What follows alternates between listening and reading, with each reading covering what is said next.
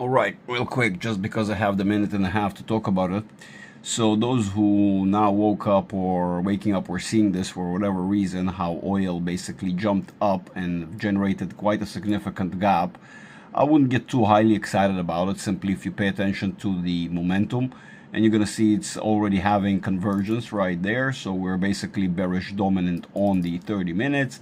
And so my presumption here is pretty simple, that we will see a filling of that gap.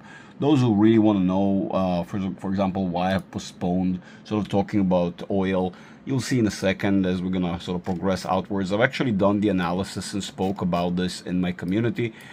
This is, again, the quick version if you really want to get the complex and sort of understand why and how, and the complexities, the forces, and everything behind what I'm talking about here.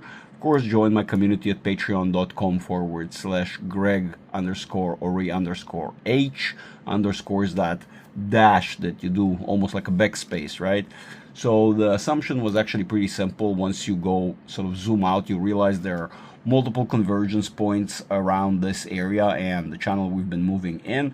And so the assumption was that we will make it down there, and I'll show you something more why this is sort of why that was the assumption. Basically, if you're going to realize that my assumption was pretty simple, that we're going to make it down to the bottom of the channel right there, where sort of X marks the spot, sort of. But as you can see, the market is already picking up. But again, I wouldn't read too much into it, simply because this could be a premature stage of still continuation to the downwards. I did assume that this level will be roughly around the 50.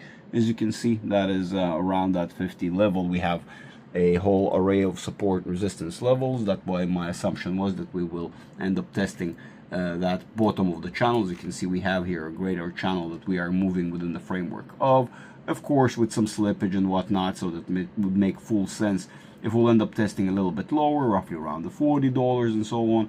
But the grand assumption was that we will still be going down. At this stage, given what we have to see the momentum for what it is, and not go with our gut feelings or what we would have wanted the price action to play out.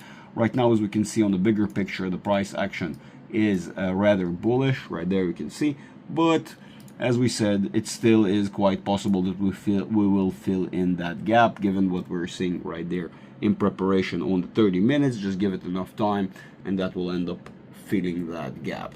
All right, that is my assumption for today. For now, but oil. Talk to you on the next one. But for now.